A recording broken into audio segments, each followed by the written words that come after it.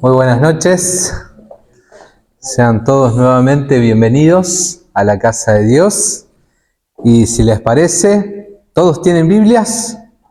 Excelente, entonces vamos con el tema de hoy. Como muy bien decía Ezequiel, el tema de hoy se va a tratar acerca del don profético y la sola escritura, y vamos a ver si estos son complementarios o si son contradictorios.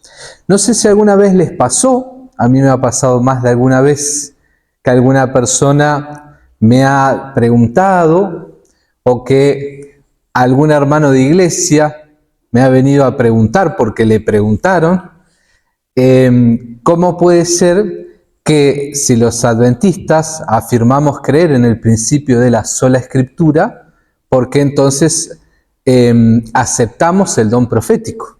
Cuando deberíamos aceptar o utilizar únicamente la Biblia, ¿no?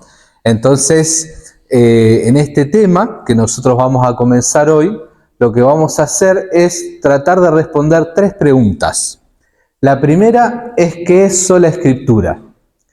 La segunda, ¿qué no es? Y vamos a hablar acerca de los mitos, a veces que se han formado acerca de esto. Y la tercera, ¿qué relación hay entre la sola escritura y los profetas no canónicos que nosotros encontramos? ¿Sí? Bueno, porque el tiempo es tirano, nosotros vamos a dividir esto en dos partes, ¿sí? La primera va a ser hoy, en la cual vamos a hablar y nos vamos a enfocar en la primera pregunta de qué es el principio de sola escritura, y las últimas dos las vamos a dejar para el próximo culto de oración que me toque estar a mí, que sería el 22 de mayo. Así que ahí vamos a meternos con las últimas dos, ¿sí? Muy bien. ¿Qué es sola escritura? Esa expresión que contiene dos palabras, sola scriptura, proviene del latín y debería traducirse al español solo por la escritura. Eso es muy importante. Esa es la traducción, la mejor, ¿sí? Mejor traducción. O sea que cuando hablamos de sola escritura, estamos diciendo en español solo por la escritura. ¿Qué quiere decir eso? Quiere decir que la Biblia contiene autoridad funcional única. Y ya vamos a hablar de lo que es autoridad funcional. Pero aquí estamos hablando de que la Biblia contiene un tipo de autoridad que es única. Es normativa, es única y es inigualable. En otras palabras, cuando estamos hablando de sola escritura, estamos hablando de autoridad. Por eso es solo por la escritura, solo por la autoridad de la escritura. Muy bien, dicho eso, entonces podemos hablar de qué no es sola escritura de forma simple. Hay personas que cuando piensan en la expresión sola escritura, automáticamente se les viene al español esta traducción, escritura sola. Y entonces en vez de relacionarlo con autoridad, lo relacionan con cantidad. ¿Y cuál es la conclusión a la que llegan? Que la Biblia es la única fuente de conocimiento que hay. O sea, la Biblia es la única fuente de conocimiento. Pero así nosotros tenemos que hacernos una pregunta. Y la pregunta sería la siguiente. ¿Es verdad que la Biblia es la única fuente de conocimiento? ¿O encontramos otras? Si nosotros afirmáramos que el principio de sola escritura significa esto que acabamos de decir, entonces iríamos en contra del principio de tota escritura, del cual yo hablé en el último sermón, de que la Biblia no tiene contradicciones. ¿Por qué? Porque cuando abrimos la Biblia, nosotros encontramos que ella misma declara que hay otras fuentes de conocimiento. Por ejemplo, vamos a citar dos y en el próximo culto de oración vamos a ver algunos más, ¿sí? Romanos capítulo 1. Romanos capítulo 1.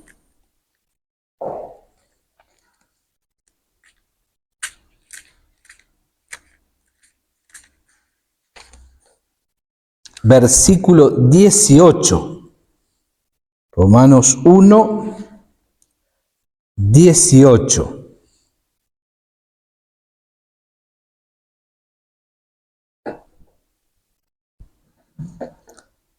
Dice la Biblia así: la ira de Dios, y noten la expresión esta, se revela desde el cielo, o sea que ahí la Biblia está hablando de revelación. Dice, la ira de Dios se revela desde el cielo contra toda impiedad e injusticia de los hombres que detienen con injusticia la verdad. Y entonces ahora Pablo va a explicar el cómo se revela. En el versículo 19 dice, porque lo que de Dios se conoce les es manifiesto, pues Dios se lo manifestó. O sea que Pablo está hablando de que Dios se revela y que Dios se manifiesta. Y entonces ahora dice, ¿cómo? Versículo 20, lo invisible de Él, su eterno poder y su deidad, se hace claramente visible desde la creación del mundo y se puede discernir por medio de las cosas hechas. Por lo tanto, no tienen excusa.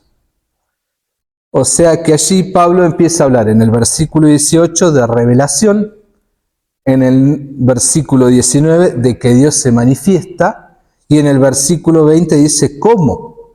Dice Pablo que los atributos de Dios, su divinidad, se pueden ver claramente a través de las cosas creadas. Y eso que Dios creó nuestro mundo, la naturaleza, es la revelación general. Entonces es una forma de conocer a Dios, es una fuente de conocimiento. Yo puedo mirar, ¿verdad?, la naturaleza y entender que hay un Dios todopoderoso, entender que hay un Dios más grande que nosotros, que hay un Dios que es eterno, que hay un Dios que es amor, a través de las cosas que nosotros miramos en la naturaleza. Entonces, acá se estaría contradiciendo con este concepto, ¿verdad? ¿Sí? O sea que la Biblia no es la única fuente de conocimiento, porque la Biblia misma afirma que la naturaleza también es una forma de conocer a Dios, aunque cabe destacar que es una revelación incompleta. A partir de la caída del pecado, uno puede mirar la naturaleza y ver cosas que nos hacen ver el amor de Dios. Pero uno en la naturaleza ve otras cosas, ¿sí? Por ejemplo, cuando el león está cazando la cebra, y uno mira eso y entonces ahí ya no está mirando el amor de Dios. ¿Sí?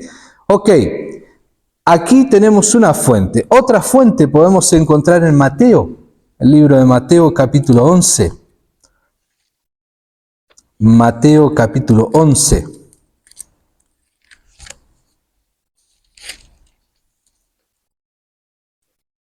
Versículo 9 en adelante. Mateo capítulo 11, versículo 9 en adelante. Dice así, ¿pero qué salisteis a ver? ¿A un profeta? Sí, os digo, y más que profeta, porque este es de quien está escrito, dice Jesús. Yo envío mi mensajero delante de ti, el cual preparará tu camino delante de ti. De cierto os digo que entre los que nacen de mujer no se ha levantado otro mayor que Juan el Bautista, y sin embargo el más pequeño en el reino de los cielos es mayor que él. Entonces aquí la Biblia está hablando de otro tipo de fuente de revelación o de conocimiento. Nosotros no contamos y no tenemos por escrito, salvo porciones muy chiquititas de lo que enseñó y predicó Juan el Bautista. No hay un libro que le haya escrito. Sin embargo, a pesar de no ser un profeta canónico, vamos a decir, porque sus libros o sus dichos no están dentro del canon, sin embargo Jesús dice y reconoce que es una fuente fidedigna, de confianza y autoritativa. Jesús dice, de los profetas, este ha sido el mayor, ¿no? Entonces Jesús reconoce la autoridad de Juan el Bautista. Entonces, cuando hablamos de sola escritura, no podemos estar afirmando que la Biblia es la única fuente de conocimiento, porque dentro de la Biblia misma, ella nos habla acerca de la naturaleza, nos habla acerca de profetas no canónicos. Podríamos pensar inclusive hoy mismo de que hay algunas disciplinas que nos pueden ayudar a comprender mejor la Biblia y que son fuente de conocimiento. Por ejemplo, la arqueología. Hace unos años atrás se descubrieron las murallas de Jericó. Y esto es lindo para si alguien va a predicar un sermón de las murallas de Jericó. Cuando encontraron eso, ellos vieron para qué lado habían caído las murallas. Ustedes saben que el amor de Dios es tan grande que las murallas no cayeron para adentro de Jericó, para matar a la gente, sino que cayeron para afuera. Porque la misericordia de Dios es tan grande que Dios inclusive preserva la vida del pecador, ¿verdad? O sea, trata de hacer todo lo posible para salvarnos hasta ese momento cuando ya no se puede, ¿verdad? Entonces hay disciplinas que nos ayudan a entender. Cuando hablamos de sola escritura, tenemos que saber y reconocer que aunque es un principio bíblico, y yo creo que es el principio más básico, más elemental de donde hay que partir, es el más básico, está antes que todos los demás principios para estudiar la Biblia correctamente. En la Biblia nosotros no encontramos, digamos, la expresión sola escritura, sino que encontramos el principio de que la Biblia es autoritativa por encima de todo, y los que acuñaron la expresión fueron los reformadores, y con ellos Martín Lutero y Calvino. Ellos fueron los que hablaban de la sola escritura. Y cuando ellos hablaban de sola escritura, ¿de qué habrán estado hablando? ¿Habrán estado hablando acerca de única o estarán hablando de autoritativa? ¿Sí? Y entonces aquí yo compartí, se va a ver chiquito, pero se va a ver, dos citas del libro El conflicto de los siglos, en el cual aparece la historia de Lutero, y Lutero hablando acerca de cómo él consideraba la Biblia. Y acá ustedes van a notar, vamos a notar juntos, cómo él usaba el principio de sola escritura. En la primera se redacta o se lee lo siguiente, dice así: tan luego como hubo dejado de hablar, el que tenía que contestar en nombre de la dieta le dijo con indignación: no habéis respondido a la pregunta que se os ha hecho. Se exige de vos una respuesta clara y precisa. ¿Queréis retractaros, sí o no? Entonces aquí el contexto no es que están haciendo dieta en la nutricionista, sino que están reunidos en la dieta de Worms, ¿no? En un concilio, donde está el emperador, hay obispos, ¿verdad? Hay gente ahí que está evaluando y viendo qué va a pasar con Lutero. Y entonces la pregunta es, ¿te querés retractar o no? Y aquí aparece la famosa, de paso ahí ustedes si notan en la traducción, le dicen a Lutero de vos, ¿sí? De vos, ¿sí? Y entonces aquí está la respuesta de Lutero, dice así: el reformador contestó: ya que su serenísima majestad y sus altezas exigen de mí una respuesta sencilla, clara y precisa, voy a darla, y es esta. Y entonces viene la respuesta. Yo no puedo someter mi fe ni al Papa ni a los concilios, porque es tan claro como la luz del día que ellos han caído muchas veces en el error, así como en muchas contradicciones consigo mismos. Por lo cual, si no se me convence con testimonios bíblicos o con razones evidentes, y si no se me persuade con los mismos textos que yo he citado, y si no se sujeta mi conciencia a la palabra de Dios, yo no puedo ni quiero retractar nada, por no ser digno de un cristiano hablar contra su conciencia. Heme aquí, no me es dable hacerlo de otro modo. Que Dios me ayude. Amén. Notan ustedes que ahí está el principio de sola escritura. Miren, sola escritura ¿significa que la Biblia es la única fuente de autoridad? Y acá nos metemos al barro, ¿eh? ¿Por qué? Porque noten esto, Lutero es citado, ¿verdad? ¿Y qué hace Lutero? Responde a la cita que las autoridades le hacen o no. O sea, va, ¿verdad? Pero cuando llega el momento de elegir, él dice la autoridad final, la normativa, que está por encima, él dice el Papa, de los concilios, es la Biblia. Y solo la Biblia, ¿verdad? Y en ese sentido es que la Biblia es la única norma, ¿verdad? Porque es la norma de las normas, ¿sí? Norma de las normas, que en esa autoridad es única, es normativa y es inigualable. No hay nada que iguale a la Biblia. No hay nada que se compare a la Biblia. Y aquí hay otra cita de Martín Lutero, donde él habla, aquí ya había avanzado el concilio, y dice la cita lo siguiente: a esto respondió el reformador: el Evangelio de Cristo no puede ser predicado sin escándalo. ¿Cómo es posible que el temor o aprehensión de los peligros me desprenda del Señor y de su palabra divina? Y noten aquí, que es la única verdad. No, antes daré mi cuerpo, mi sangre y mi vida. Y de vuelta acá, es la única verdad. ¿Está bien? Y volvemos a lo mismo. ¿Única fuente o única en el sentido de autoridad?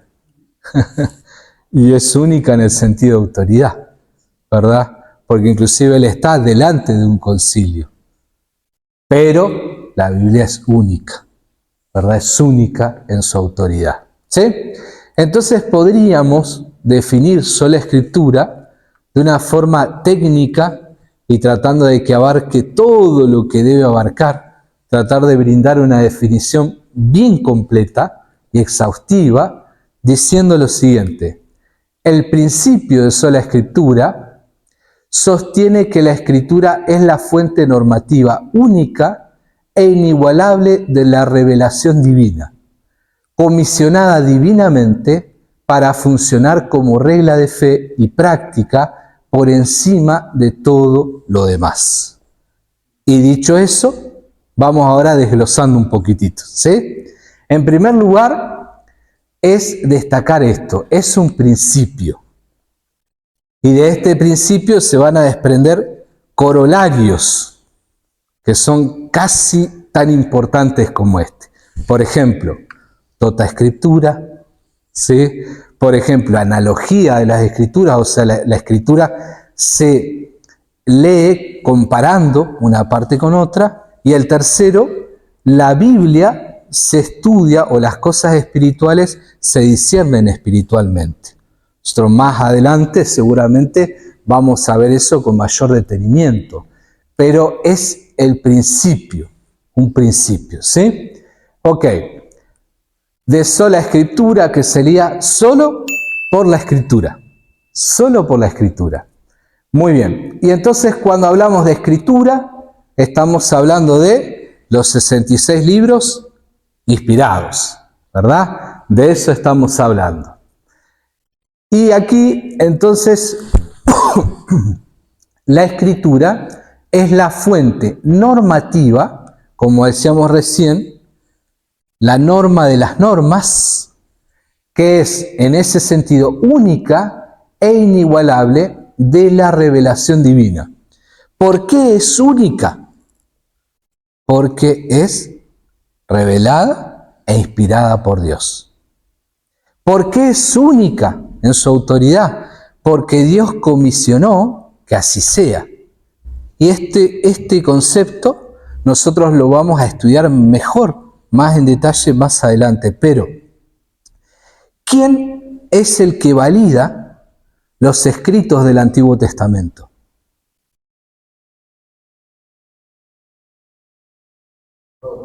Del Antiguo, el Nuevo. Y antes del Nuevo, Jesús, ¿verdad? Nosotros tomamos ese canon que Jesús mencionó porque Jesús habla de esos libros. Jesús cita esos libros. ¿Por qué nosotros, por ejemplo, no usamos los libros apócrifos o deuterocanónicos? Porque Jesús no los cita en ninguna parte. Y a los otros sí los cita. Ahora, noten esto. Entonces, Jesús valida, afirma, confirma el Antiguo Testamento y a su vez, Él, que es el personaje central del pacto, Él es el que comisiona y elige hombres que van a escribir el Nuevo Testamento y les da la autoridad para que ellos escriban. Entonces Él, alrededor de Jesús, se junta como una nube de testigos, ¿verdad? Es una nube de testigos que Él comisiona para que sean testigos de ese gran evento que es el pacto. En ese sentido, no hay como ellos, porque fueron testigos directos del pacto, ¿verdad? Y en ese sentido Él los comisiona para que como testigos directos de las acciones de Dios en el pacto pudieran escribir. Y es así como llega en la Biblia. En ese sentido, nadie tiene más autoridad que la Biblia, ¿verdad? Porque esto fue escrito por testigos, ¿sí? Ahora bien, ¿eso significa que un profeta no canónico no tiene la misma autoridad? No, ¿verdad? Por eso hablamos de autoridad funcional. Y voy a dar un ejemplo, ¿sí? Viene el primero que escribe es Moisés. Después viene Isaías. Y cuando viene Isaías y estaba peleando con los falsos profetas, Isaías da ese versículo famoso a la ley, que sería la Torá, lo que escribió Moisés, y al testimonio, su testimonio oral, lo que Isaías estaba predicando en ese momento. Y él dice, si el testimonio es y es probado por la ley, no contradice la ley, entonces es. Y así se va construyendo la Biblia, ¿verdad? Como bien decía Claudio, el que viene después siempre es probado con lo que está escrito anteriormente. En ese sentido es la autoridad funcional, pero no hay grados de inspiración ahí, ¿verdad? Como hablábamos el otro día, porque si no es una relativización, ¿verdad? El que da la verdad es el mismo. Entonces, sola escritura significa que la escritura posee autoridad única por encima de la razón, la experiencia y los sentidos, la tradición, la ciencia, los líderes religiosos y todo lo que se te vaya a ocurrir. O sea, la Biblia tiene autoridad por encima de todo, ¿sí? Absolutamente por encima de todos. Y entonces, en el próximo culto, lo que vamos a hacer es abrir la Biblia y ver cada uno de los versículos esto. ¿Por qué la Biblia es más confiable que la razón? por qué la Biblia es más confiable que la experiencia y así cada uno de estos, ¿sí? Que Dios les bendiga y cualquier duda, estamos entonces ahí para responder.